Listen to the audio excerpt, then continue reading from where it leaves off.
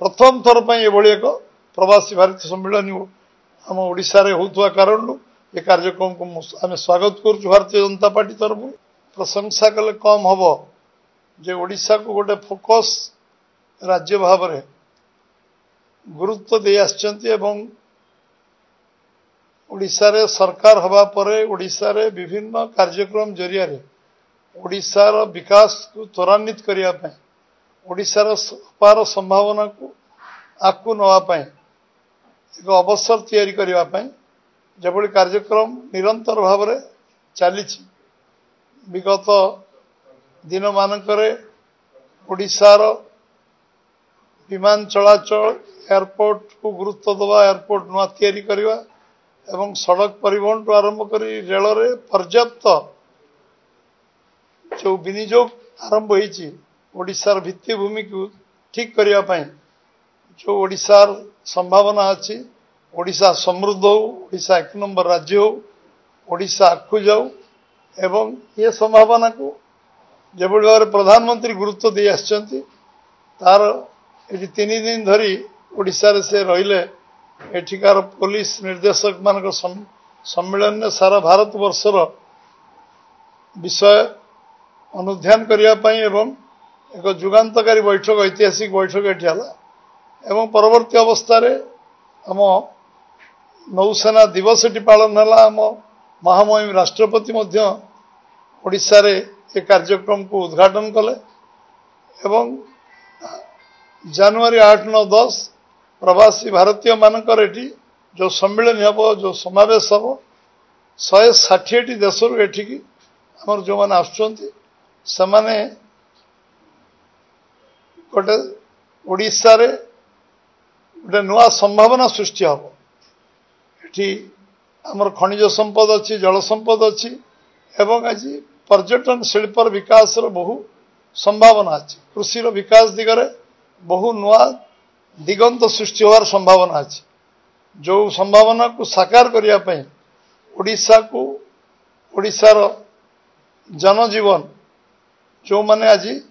ओडिशा धनी ओडिशा लोक गरीब बोली जो स्लोगान थिला तो परिवर्तन करिया पय आज प्रधानमंत्री जो प्रयास करचंती निश्चित भाव में ओडिशा प्रदेश भारतीय जनता पार्टी तरफ आम स्वागत करुचु जो 8, 9, 10 जो 160 देश आमर प्रवासी भारतीय माने आसिबे ताको स्वागत संबर्धना भारतीय जनता पार्टी तरफ केवल करा जीवनी पूरा ओडिशार जनमानस 4.5 कोटी ओडिया लोक ताको स्वागत संबर्धना करिवे एवं जो जो जगह से माने 3 दिन सम्मेलन में विभिन्न आदान प्रदान हो केमती इंडस्ट्रियल फ्रेंडली हम ओडिशार शिल्प विनियोग जो माने करिवे समान मन रे धारणा हम पर्यटन शिल्प विकास हम अपार संभावना पर्यटन अवस्था अच्छी शिल्प हबार सब प्रकार व्यवस्था आम पाखे बंदर अच्छी आम पाखे रास्ता अच्छी आम पाखे रेल जोगाजोग अच्छी अपार संभावना अच्छी आम पूर्वज माने जो किसी व्यवस्था नथिला नौ वाणिज्य करुले विभिन्न देश को जाई आम ऐतिह्य संस्कृति परंपरार प्रचार करते एवं ओडिशार सुनाम को प्रचार करते सेतेबेले शिक्षा दीक्षा नथिला अमेरिकार 1% लोक जितेबाला साक्षरता नाला से ओडिशा 10% साक्षरता था भागवत टुंगी कारण एवं से संभावना को सेतेबेल जो संभावना को आज उज्जीवित करने आम पूर्वज मानकर जो कठिन त्याग तपस्या साधना थिला ओडिशा पुणी थे समृद्ध हम ओडिशा विकसित हम ओडिशा विकसित हेले भारत विकसित हम ओडिशार गोटे बड़ योगदान 2036 विकसित ओडिशा और 2047 विकसित भारत हम ये परिकल्पना जो कार्यक्रम होची से कार्यक्रम रे आमे माने समस्ते आपण जरिया रे मीडिया गोटे प्रमुख भूमिका रहिबो ये अवसर 8, 9, 10 नुहे आज जे वातावरण को आहरी आमे केमती साधारण लोक मध्य जीवंत भाव में पहुंचाई पारिबा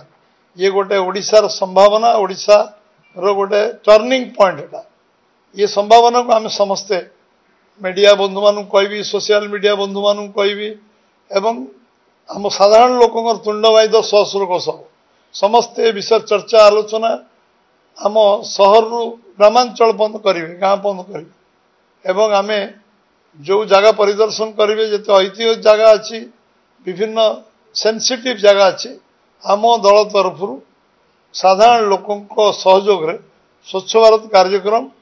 ये काली पहर दिन 2 दिन स्वच्छ भारत कार्यक्रम हो आज किस जगह रही से कार्यक्रम को आम त्वरान्वित करूँ ये गोटे आंदोलन में परिणत स्वच्छ भारत प्रधानमंत्री कार्यक्रम एवं समस्ते पदयात्रा करेंगे सबू जिला हेडक्वार्टर मानक पदयात्रा करेंगे ये प्रवासी भारतीय मानक को स्वागत करने उद्देश्य रे पदयात्रा करेंगे एभली कार्यक्रम अच्छी प्रधानमंत्री को भव्य स्वागत संबर्धना आगामी 8 तारीख दिन संध्यारे भुवनेश्वर विमान बंदर दिज्व से भाईजाग आसवे पहुंचे व्यापक स्वागत संबर्धना दिज्व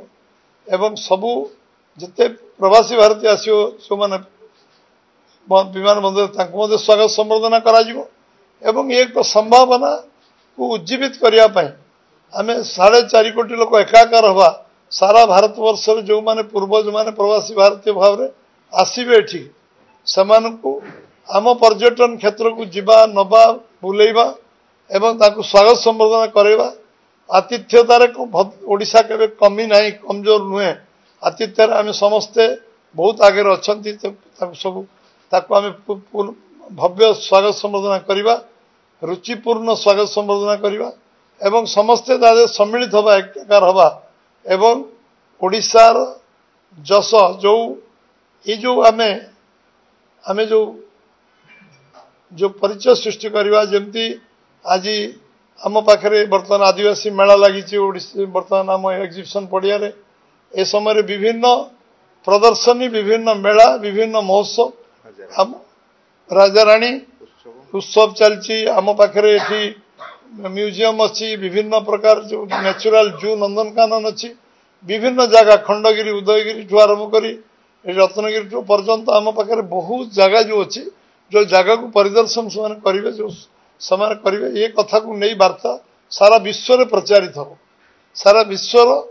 ये जो जो संभावना अच्छी से जो देखी जी जाणिकी जी से एक कथा को प्रचार प्रसार करेंगे ये व्यवस्था को त्वरान्वित करवा मु भावुची मीडिया गोटे बहुत बड़ योगदान रबू मु सारा ओडिशार जनसाधारण को आह्वान करी ये 3 दिन गोटे उत्सव मुखरित ओडिशा उत्सव मुखरित आमर आतिथ्यता समस्त को प्रदान करिवारे आमे समस्ते सहयोग करूँ एवं ये कार्यक्रम महामहिम राष्ट्रपति 10 तारीख आसुचंती प्रधानमंत्री 9 तारीख आसवे रात्रि रही करेंगे 10 तारीख कार्यक्रम जोग देवे 8 तारीख दिन प्रधानमंत्री आसवे 9 तारीख कार्यक्रम जोग देवे एवं आज संध्यारे आसुचंती आम वैदेशिक व्यापार मंत्री जे नोडाल डिपार्टमेंट एक्सटर्नल वैदेशिक व्यापार विभाग ओडिशार सरकार आम मुख्यमंत्री मोहन माझी नेतृत्व तत्वावधान में कार्यक्रम समीक्षा रेगुलारली होउची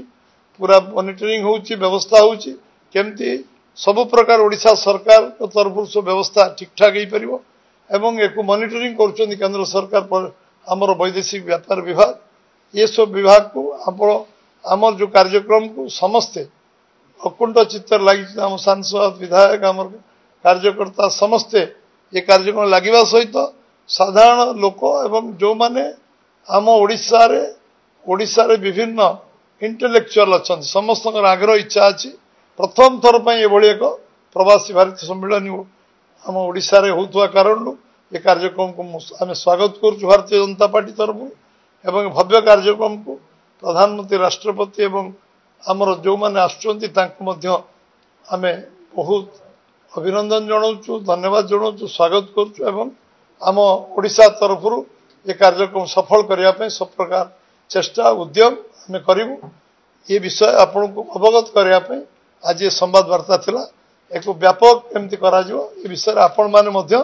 ओडिशार जन सचेतन नागरिक हिसाब से